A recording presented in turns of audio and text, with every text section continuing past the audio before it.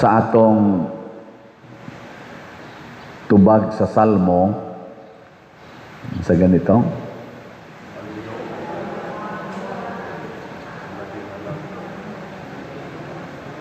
Ang Ginoo hari, ang labing halangdon labaw sa tibuok kalibutan. Mutuo mo ani dili? Okay. Unsa may inyong gibasihan sa inyong pagtuo? Nga ang Ginoo hari gyud, nga halangdon kayo labaw sa tibuok kalibutan. Sige, papilion mo ron. Musunod sa Ginoo o magtukod og balay nga dako kayo. Istorya. Pananglitan ingnon karon nga aron makasunod kas Ginoo, ibaligya ng tibuok nimong balay, apil ng imong makabtangan, ang halin ipalit og slot og raffle ticket. Unya maglakaw na ka nga way ilisan, way sandal, way pagkaon, kay maunay kinabuhi sa Ginoo. Musugot mo dili? Maunay kinabuhi sa Ginoo. Gani ang nisunod niya, apil na ning atong patron, ang sugo ni Kristo biyae gid ang tanan.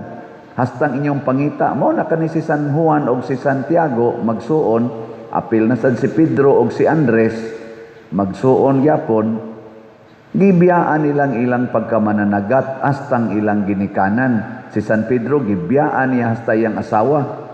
Minyo man na siya. Nya, gibiyaan gid ang tanan. Nga to ganing patron, gibiyaan niya hastang iyang ulo putol. Tungod kay nisunod siya sa Ginoo, ang labing halangdon labaw sa tibuok kalibutan. Ngilingay mong tupad, inakanus aman ka musunod ana. Pangutan aba, pastilan o musunod palang ana ang tanan nga parishioner nato online o territorial. Tangdalia ka mahurot sa ato dining raffle tickets, no? O kaning atong slots. Dali ara ka mahuman sa atong projects, kaning atong bell tower, ang atong bag-ong CR, kana dihang Walk of Apostles, ang atong mga bangko, human tingali dayon niya, no? Pero nganong dili man ta mosunod? Ug mosunod pasad ana kaning ato mga government leaders ug church leaders dinhis Pilipinas nga biyaan gid ang tanang kwarta ug kanang gahom nga kalibutanon, nya pilion gid ang pagsunod sa Ginoo kay labaw gid siya sa tanan, halangdon kay siya labaw sa tibuok kalibutan. Pagka husay kaha sa atong nasod, no? Ninduta ka puy-an. Wa gid unta ning impeachment nga murag way kapuslanan. Impeachment nga nagdugang lang pagpaunlod sa atong ekonomiya. Way lami, gilamian mo sa impeachment. Nay ika-13 na kaadlaw.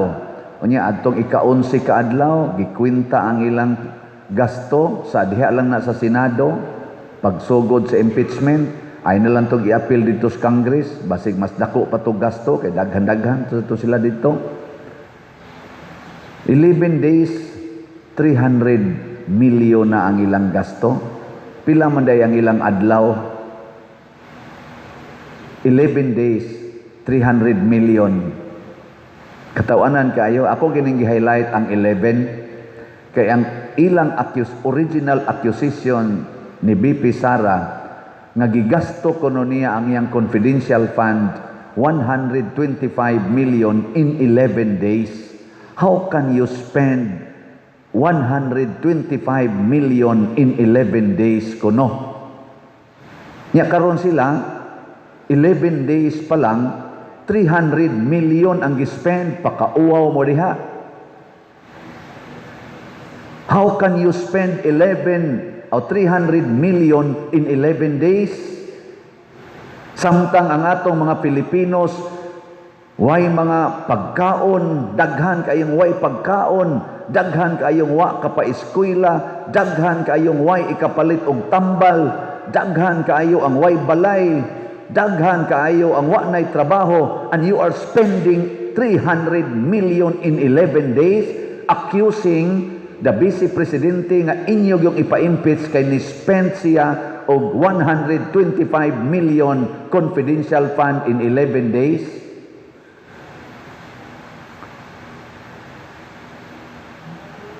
Da, hilom lagi mo. Hey, tubaga na, mga congressmen. Inyo magyong gi-impeach si Vice Presidente. Kamong 255 congressmen nga nagsigig tulisok sa Vice Presidente nga ni-spend og 125 million pesos na confidential fund in 11 days. Mo nang inyong gidudahan. Nganong ni-spend man sad mo 300 million in 11 days. Pero di biya kumutuo nga 300 million ra na. Maura na siya ang official. Daghan kay ng unofficial diha nga inyong gi-spend in 11 days. Mao na unsa man dining pagkausab sa naong ni Hesus. Mao na ang naong sa kamatuoran. The face of truth. Ang kamatuoran kahayag gyud na, ang bakak kangit-ngit. Sige, lingi ay mong tupad. Ing na tinuod gyud ka nga wa kay kwartang ikapalit og raffle ticket. Ing na tinuod gyud ka nga wa kay kwarta nga ikapalit og slot og raffle ticket karong adlaw. Tinuod gyud ka ha? Tubag. Di ba ing na dili o tinuod? Tinuod o dili? Tinuod yun nga wa kay 200 pesos karon. Awang mga bakakon. Wa gyud mo smile. Mao na ang tao nga nagpuyo sa kamatuoran hayag og naong. Ang taong mga bakakon ngit-ngit og naong. Sige, tanaw-tanaw mo sa impeachment. Kinsa may mas ngit-ngit og naong or arang-arang attractive og naong, ang defense team o ang prosecutors? Tanawan ninyo. Mag-gauge na ninyo. Sa naong palang nila daan, makita. Kinsa maroy hayag og naong, ang nagpa-impeach o ang gipa-impeach? Kinsa may attractive nilag naong, ang gipapriso o ang nagpapriso? Tanaw bitaw ko sa naong ni Jinggoy ni naman gipost mo na niya Jinggoy Marcolita si sa to Defensor Santiago og ang naong ni BP Sara niya gibutangan day caption sa ubos, bantay lang mo inighuman sa 2028. Lintik lang ang walang ganti. Ana ba? So kanira bang mga tawhana, maora bang nag-una sa attraction? Sige mo ng survey karon. Bisag kada semana gasigi silag daot sa Vice Presidente pero inigkuha sa kunana survey. Siya, si Leni Robredo, Rapi Tulfo, kitsa pa to uban, Bongo, si Romualdez, si Hontiveros, na murabag doon na ba'y posible nga managan pagka, kitsa pa to, managan pagka presidente ba, 2028. Oy, pati layo. Abisag tipunon patong tanan, ilang nakuha, dili katupong sa nakuha nga percentage ni BP Sara, nga siya man untay gisigihag daot, siya man untay gisigihag akyos, siya man untay gisigihan og lotos, siya man tay gikuhaag budget. Ang iyang mantang papa mo'y giakyos og crime against humanity nga tuag gahigda pa in taon sa prisuhan sa The Hague.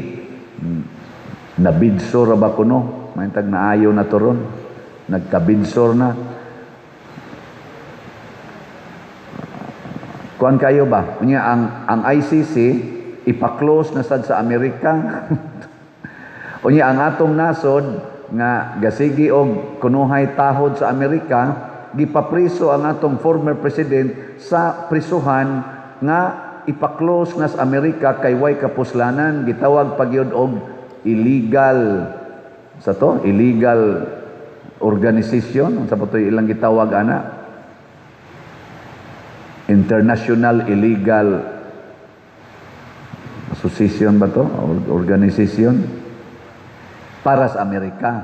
Kaya giatake man sad ang Amerika, giatake ang Israel. Wa man na maghiusa ang Amerika, ang Russia o ang China. Wa na sila maghiusay, nagubat ko na sila dito sa Ukraine, Amerika versus niapil kong Amerika dito. Pero karon nagkahiusa kuno ang Amerika, ang Russia o ang China nga mga leaders against ICC. Sa ato pa, kisa may buangon ani, ICC o Amerika, China o ang Russia. In this particular kaso ba, kinsa may mga tinuod nga buangon, ang ICC nga mga kaning judges diha nga gagikan sa lain-laing mga nasod, ang ilang presidente murag Japanese nga judge. Unya ilang pailag kaso ang presidente sa Israel, sa Russia, ambot og ang China ilabas ang gipailag kaso. Nya ilarong gipriso ang ato ditong presidente, former president. Unsa may nahitabo? Ang gipapriso nga si President Rodrigo Duterte mao'y sikat kay karon. Sigihag adtos mga tao, mag-birthday, mag-program ang mga tao dito sa gawa sa ICC, wag na makita sa taga-ICC. Nya sila gisigihag daot sa tibuok kalibutan, labi na sa mga dagkong tao. Unsa may lungtad niini mga igsoon? Sama sa atong unang pagbasa, matod pa ni San Pedro, saksi mi sa iyang pagkahalangdon si Jesus.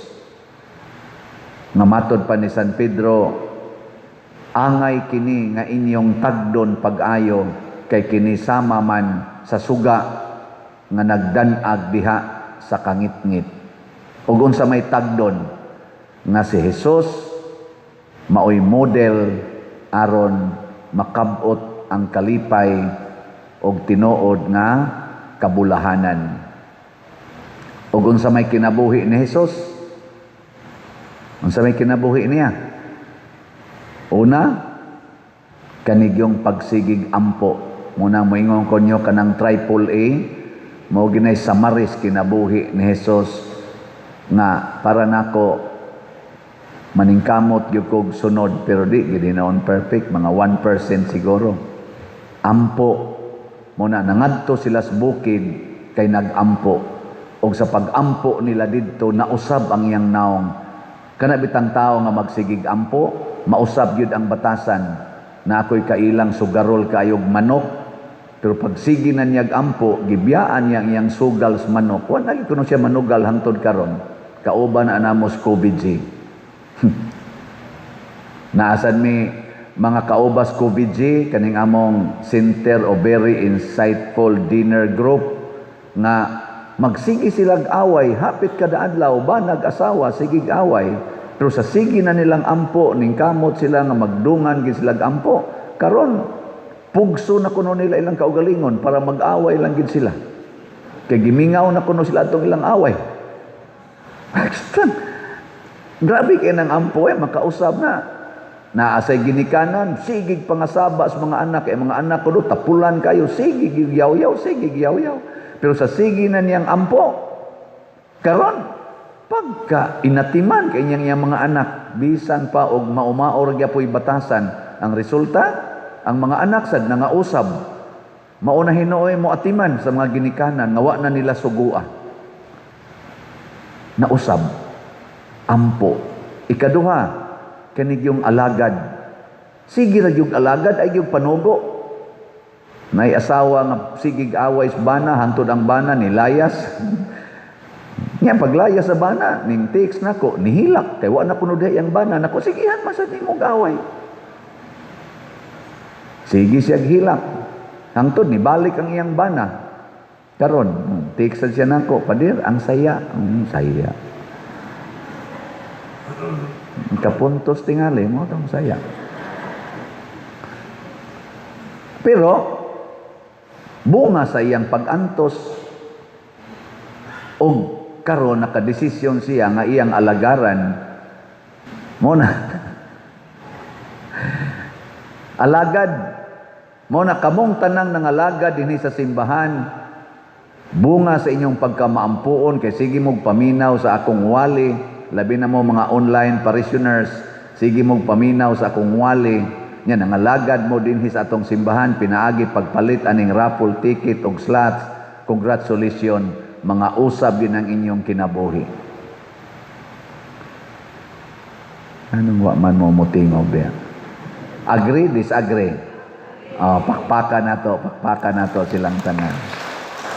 Salamat. Tanawa, di ba jutay pa kay taghalin sa atong slot. 220 pa ang atong slots na halin. Karon untang buwana, kay naman tayo gastuhanan sa PYD, nagkinahanglan tag 10 minos, mga 5,000 unta ka slots, 10 minos. Nya 220 pa in taon atong slot. Unsa may atong gastoon karon sa PYD. Hala, paspasin na ninyo ha. Karon ra baning August 21 to 23. Panikad ng ato mga youth, busy na kay sila karon, practice, hanay sila mga buluhaton, unya wa day tay kagasto. Ang ato sang raffle ticket 662 pa ang atong halin. Nya karon ning December 8 nato i-raffles, nagtarget tag 190,000 ka tickets. Nya 662 pa. Nganong hinay man kay ni? Kay wa na mo nangalagad. Na ha? Ingka pader lisod sa kay pader, uy, magsige tag pangalagad, unya wa na hinuntay bugas, og mao na ni ang ikatulong antos. Si Jesus nag-antos hangtod sa kamatayon. Og kanang pag-antos mga igsoon, mao ginay makapasikat og makapanindot sa atong kinabuhi. Kinsa maroy nag-antos, ang gipa-impeach o ang nagpa-impeach? Ang gipa-impeach. Kinsa may mas gihigugmas mga tao? Ang gipa-impeach. Kinsa maroy nag-antos, ang gipapriso o ang nagpapriso nilang Marcolita, Jinggoy og ni Dipensor? Sila mo inisikat karon, ang gipapriso, mo'y pinangga sa mga tao. Ang nagpapriso, wa na. Luod na kaignawang tanawon. Wa na'y mutagad gani. Kinsa maroy nag-antos, ang gikuhaan sa kwarta nga trilyon-trilyon o ang nanguha sa trilyon, kanang nangawat sa trilyon. Kinsa may nag-antos? Ang gikuhaan, kita, katawhan. Muna, kining atong pag-antos karon, wa na tay mga classrooms nga tarong, daghan kayong kuwang, unya, wa na tay mga paratambal sa public hospitals, awan, generally speaking, atong flood control, sige na lang flood, wa na'y control, muuwan lag 30 minutes nga kusog, wa na, flood na. Ato lang ning antuson. Pero antuson sad nato ang pagpili unya, dool naman lang 2028, antuson pud nato ang pagpili og mga bag-ong leaders nga tarong. Kanang kamaong moampo, moalagad og moantos. Kanang manghatag og kwarta panahos eleksyon, manghatag dayog mga project panahos eleksyon, di na nato butaran. Kanang mamutang sa ilang mga naong og sa ilangan anang mga project sa gobyerno kunuhay nga ilang gipasiugdahan, ayaw na nagbutari, mga buangon na. Mauna ni ron ang resulta sa sige natong patronize nila. Kanang palinyahon dayon ang mga pobre, labi na gyud ang senior citizen, palinyahon dayon kanang panahon na sa eleksyon, mag-angat ng eleksyon. Next year, nananay man naglinya, daghan na kayo nang mo-offer next year. Ayaw na mo linya dito. Ayaw tungaha, bahalag langaw na sila. Kanang ilang giandam nga mga kwarta, ipasud na sa ilang bulsa, ipabaw na sa ilang kaalautan. Dili na makaluwas nato ang kwarta. Bisag ka ng malita-malita nga kwarta. Kamong nakadawat ni ana, panganda mo sa dakong kaalautan nga inyo onyang dawaton. Alaot gyud mo. Kasakit ang inyong bation. Pero kamong na nagantos, kitang na nagantos, congratulations. Kay naatay mapaabot nga kabuluhanan. Pero puy-a nato ang kamatuoran, dili ang bakak aron hayag tagnaong. Last na lang lingi sa imong tupad. Ingna musugod na kog hatag sa tanan nga akong gisaligan. Sige na. Hatag sa tanan nga akong gisaligan. Sunod buwan humana ning atong project. Di ba?